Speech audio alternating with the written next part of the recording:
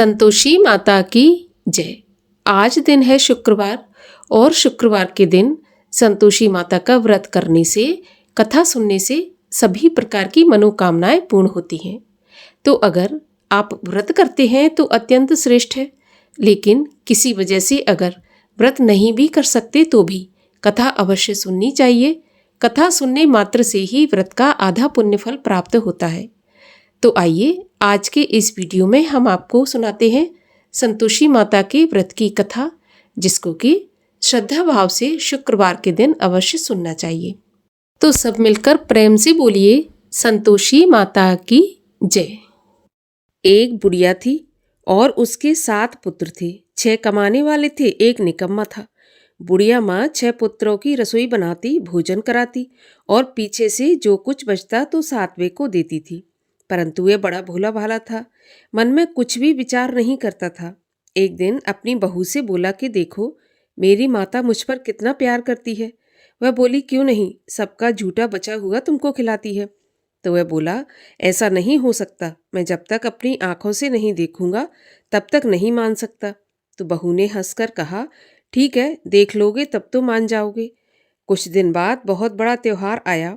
घर में 7 प्रकार के भोजन और चूरमा के लड्डू बने। वह जांचने के लिए सिर दर्द का बहाना बनाकर पतला सा कपड़ा सिर पर ओढ़कर रसोई घर में सो गया और कपड़े में से सब देखता रहा। 6 भाई भोजन करने आए। उसने देखा माँ ने उनके लिए सुंदर सुंदर आसन बिछाए हैं, 7 प्रकार की रसोई परोसी और आग्रह करके उन्हें जिमाती रही और वह कपड़े में से सब देखता रहा। 6 भाई भोजन करके उठे तो माता ने उनकी जूठी थालियों में से लड्डुओं के टुकड़ों को उठाया और एक लड्डू बनाया। जूठन साफ कर बुढ़िया माँ ने बुलाया, उठो बेटा, 6 भाई भोजन कर गए, अब तू ही बाकी है, उठ भोजन कर ले।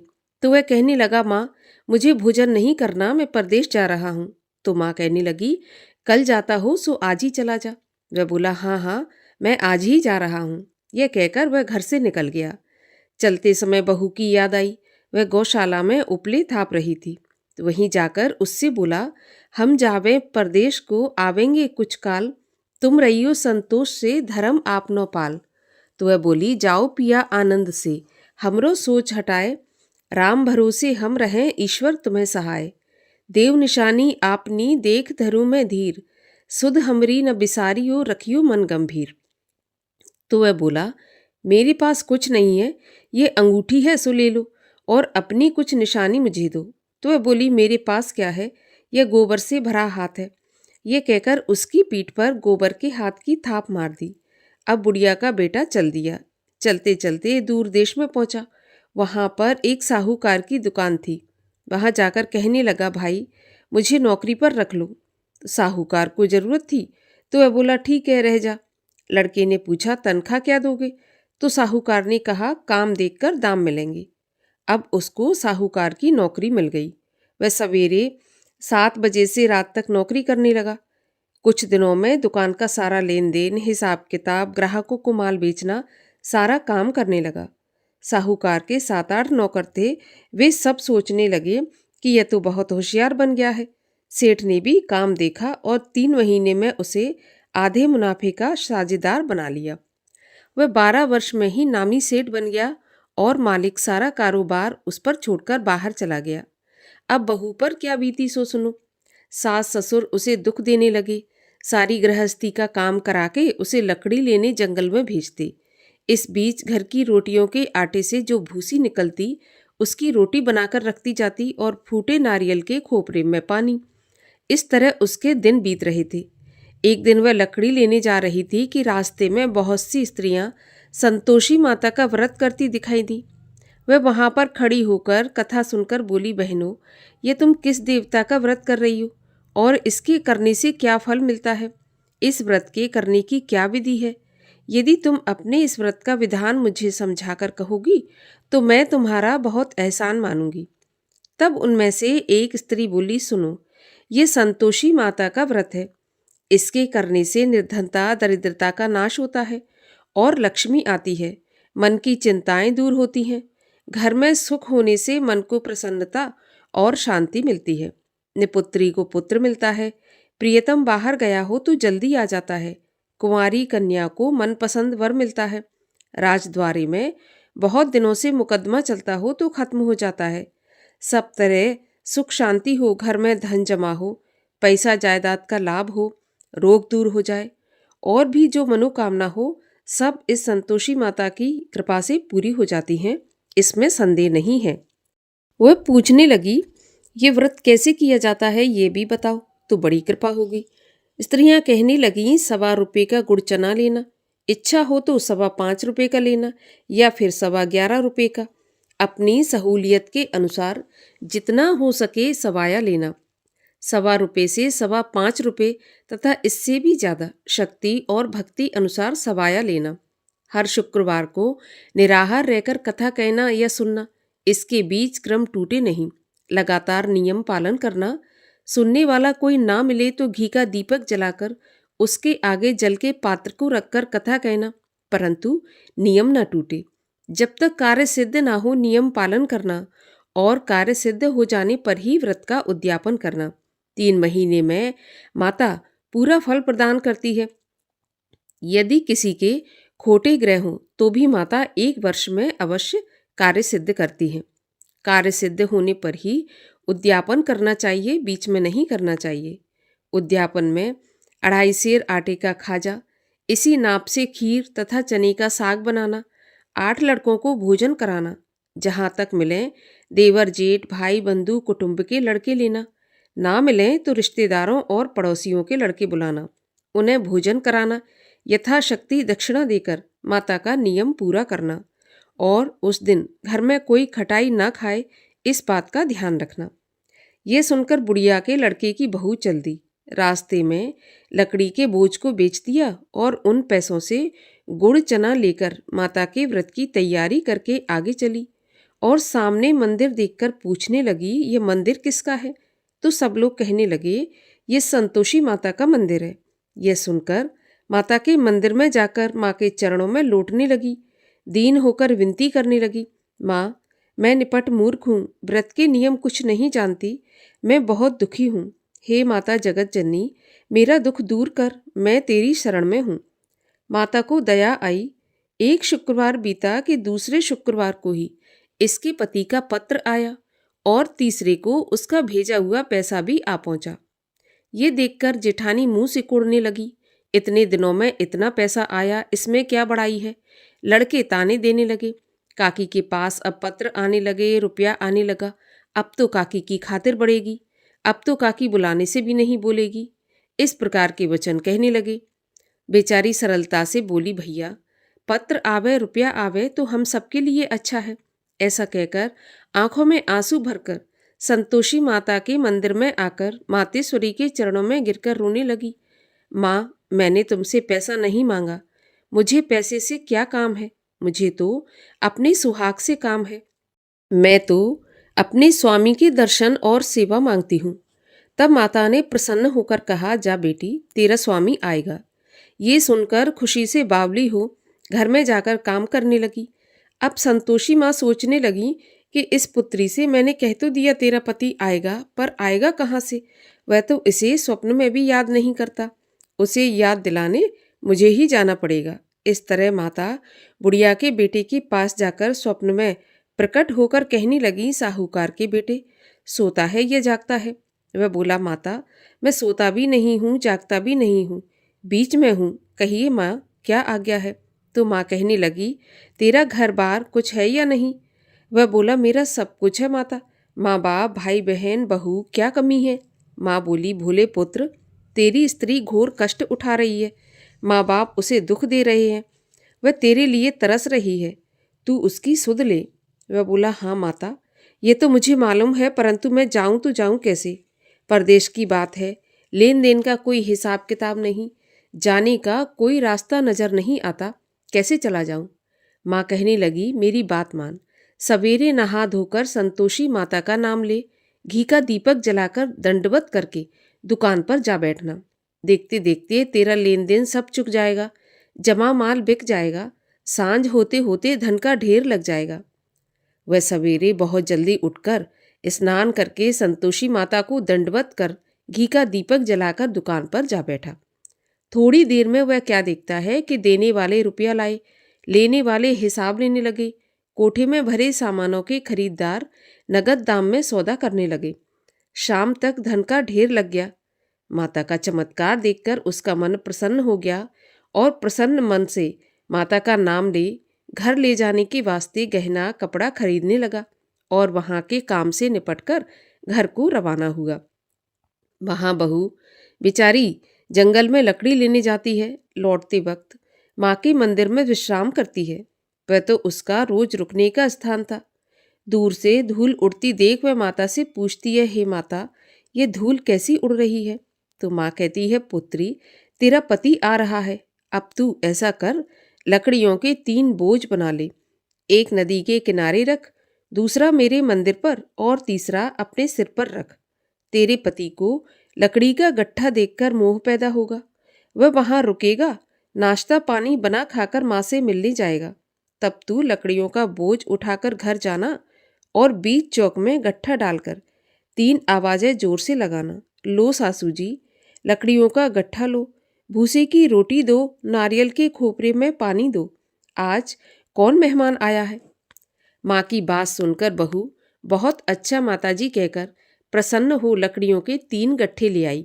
एक नदी के तट पर, एक माता के मंदिर पर रखा। इतने में ही एक मुसाफिर आ पहुंचा। सूखी लकड़ी देख उसकी इच्छा हुई कि अब यहीं पर विश्राम करें और भोजन बना खाकर गांव जाए। इस प्रकार भोजन बना विश्राम कर वह गांव को गया। सबसे प्रेम से मिला। उसी समय बहू सिर पर लकड़ी का गट्ठा लिए आती है। लकड़ी का भारी बोझ आंगन में डालकर जोर से 3 आवाज देती है, लो सासू जी, लकड़ी का गट्ठा लो, भूसे की रोटी दो, नारियल के खोपरे में पानी दो। आज कौन मेहमान आया है? ये सुनकर उसकी सास बाहर आकर अपने दिए हुए कष्टों को भुलाते हेतु कहती है, बहू, ऐसा क्यों कहती हो? तेरा पति ही तो आया है। आ बैठ, मीठा भात खा, भोजन कर, कपड़े गहने पहन। इतने में आवाज सुनकर उसका स्वामी बाहर आता है और अंगूठी देखकर व्याकुल होकर माँ से पूछता है, माँ, यह कौन है? तो माँ कहती है, बेटा, ये तेरी बहू है। आज 12 वर्ष हो गए जब से तू गया है। तब से सारे गांव में जानवर की तरह भटकती फिरती है। काम काज घर का कुछ करती नहीं, 4 समय आकर खा जाती है। अब तुझे देखकर भूसे की रोटी और नारियल के खोपरे में पानी मांगती है। वह लज्जित होकर बोला, ठीक है माँ, मैंने इसे भी देखा है और तुम्हें भी देखा है। अब मुझे दूसरे घर की चाबी दो तो मैं उसमें जाकर रहूँगा। माँ ने कहा, ठीक है बेटा, जैसी तेरी मर्जी। यह कहकर माँ ने चाबी का गुच्छा पटक दिया। तो उसने चाबी लेकर दूसरे कमरे में, जो कि तीसरी मंजिल के ऊपर था, उसे खोलकर उसमें अपना सारा सामान जमाया। एक दिन में ही वहां राजा के महल जैसा ठाट बाट बन गया। अब क्या था, दोनों पति पत्नी सुखपूर्वक रहने लगे। इतने में अगला शुक्रवार आया तो बहू ने अपने पति से कहा, मुझे माता का उद्यापन करना है। तो पति बोला, बहुत अच्छा, खुशी से करो। वह तुरंत ही उद्यापन की तैयारी करने लगी। जेठ के लड़कों को भोजन के लिए कहने गई। उन्होंने मंजूर किया, परंतु पीछे जेठानी अपने बच्चों को सिखाती है, देखो रे, भोजन के समय सब लोग खटाई मांगना, जिससे इसका उद्यापन पूरा न हो। लड़के खाना खाने आए, खीर पेट भरकर खाई, परंतु याद आते ही कहने लगे, हमें कुछ खटाई खाने को दो, खीर खाना हमें नहीं भाता, देखकर अरुचि होती है। तो बहू कहने लगी, खटाई किसी को नहीं दी जाएगी, ये तो संतोषी माता का प्रसाद है। लड़के तुरंत उठकर खड़े हुए और बोले, पैसा लाओ। बोली बहू कुछ जानती नहीं थी, सो उन्हें पैसे दे दिए। लड़के उसी समय जाकर के इमली लेकर खाने लगे। यह देखकर बहू पर माता ने कोप किया। राजा के दूत उसके पति को पकड़कर ले गए। जेठ जेठानी मनमाने खोटे वचन कहने लगे। लूट लूट कर धन इकट्ठा करके लाया था, सो राजा के दूत पकड़कर ले गए। अब सब मालूम पड़ जाएगा जब जेल की हवा खाएगा। बहू से ऐसे वचन सहन नहीं हुए। रोती रोती माता के मंदिर में गई और बोली, हे माता, तुमने ये क्या किया? हंसाकर क्यों रुलाया? माता बोली, पुत्री, तूने उद्यापन करके मेरा व्रत भंग किया है। इतनी जल्दी सारी बातें भुला दी। वह कहने लगी, माता, भूली कुछ नहीं हूँ, ना ही कुछ अपराध किया है। मुझे तो लड़कों ने भूल में डाल दिया। मैंने भूलवश उन्हें पैसे दे दिए। मुझे क्षमा कर दो माता। मैं फिर से तुम्हारा उद्यापन करूंगी और अब ऐसी भूल नहीं होगी। तो माँ बोली, ठीक है, अब भूल मत करना। वह बोली, अब भूल नहीं होगी माँ। बताओ मेरे पति कैसे वापस आएंगे? तो माँ बोली, जा पुत्री, तेरा पति तुझे रास्ते में ही आता मिलेगा। तो वह घर को चल दी। रास्ते में उसे पति आता मिला। तो उसने पूछा कि तुम कहाँ गए थे? तब वह कहने लगा, इतना धन कमाया है तो उसका टैक्स राजा ने मांगा था, वही भरने गया था। वह प्रसन्न होकर बोली, भला हुआ, अब घर चलो। कुछ दिन बाद फिर शुक्रवार आया तो वह बोली, मुझे माता का उद्यापन करना है। तो पति ने कहा, ठीक है, करो। वह फिर से जेठ के लड़कों को भोजन के लिए कहने गई तो जेठानी ने पहले तो एक दो बातें सुनाई और फिर अपने लड़कों को सिखा दिया कि तुम पहले ही खटाई मांगना। तो लड़के कहने लगे, हमें खीर खाना नहीं भाता, जी बिगड़ता है, कुछ खटाई खाने को दो। तो वह बोली, खटाई खाने को नहीं मिलेगी, खाना हो तो खाओ। ऐसा कहकर वह ब्राह्मणों के लड़कों को लाकर भोजन कराने लगी। यथाशक्ति दक्षिणा की जगह एक एक फल उन्हें दिया। इससे संतोषी माता प्रसन्न हुई। माता की कृपा होते ही 9वें महीने उसको चंद्रमा के समान सुंदर पुत्र प्राप्त हुआ। अब वह पुत्र को लेकर प्रतिदिन माताजी के मंदिर में जाने लगी। एक दिन माँ ने सोचा कि यह रोज आती है, आज क्यों ना मैं ही इसके घर चलूं, इसका घर देखूं तो सही। ऐसा विचार कर माँ ने भयानक रूप बनाया। गुड़ और चने से सना मुख, ऊपर से सूंड के समान होंठ, उस पर मक्खियां भिनभिना रही थीं। दहलीज में पांव रखते ही उसकी सास चिल्लाई, देखो रे, कोई चुड़ैल आ रही है, लड़को इसे भगाओ, नहीं तो ये सभी को खा जाएगी। लड़के डरने लगे और चिल्लाकर खिड़की बंद करने लगे। छोटी बहू रोशनदान में से देख रही थी। प्रसन्नता से पगली होकर चिल्लाने लगी, आज मेरी माता मेरे घर आई है।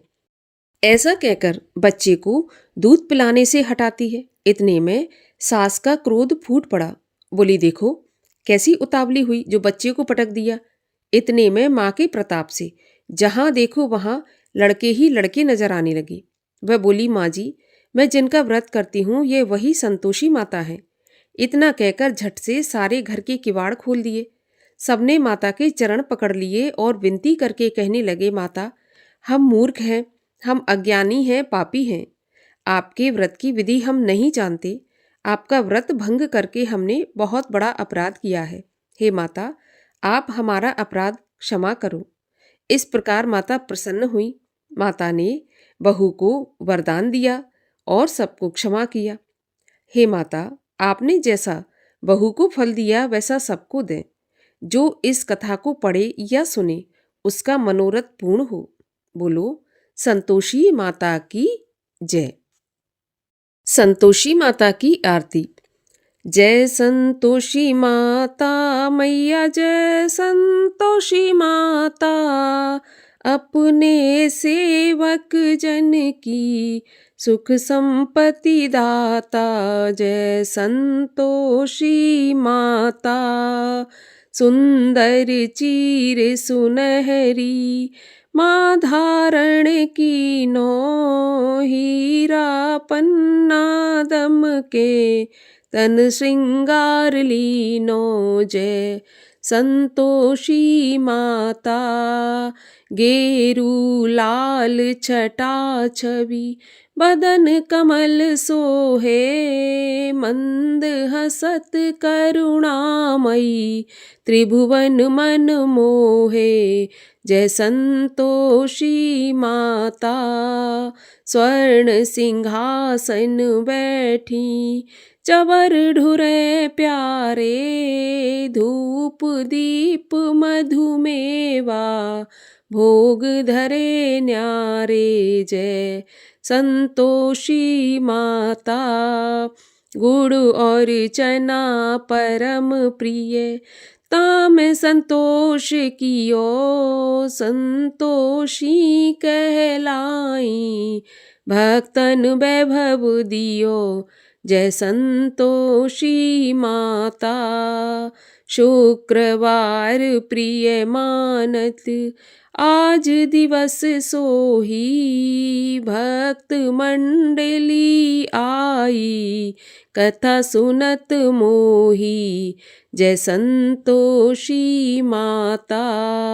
मंदिर जगमग ज्योति मंगल ध्वनि छाई, विनय करे हम बालक चरणन सिर नाई। जय संतोषी माता भक्ति भाव मैं पूजा अंगीकृत की जय। जो मन बसे हमारे इच्छित फल दीजय। जय संतोषी माता दुखी दरिद्री रोगी संकट मुक्त किए। बहुधन धान्य भरे घर सुख सौभाग्य दिए। जय संतोषी माता ध्यान धरे जो नर तेरो, मन वांछित फल पायो। पूजा कथा श्रवण कर घर आनंद आयो। जय संतोषी माता शरण गहे की लज्जा रखियो जगदम्बे। संकट तुम ही निवारो दयामयी अम्बे। जय संतोषी माता संतोषी माँ की आरती जो कोई जन गावे। रिद्धि सिद्धि सुख संपत्ति जी भर के पावे। जय संतोषी माता। बोलिए संतोषी माता की जय।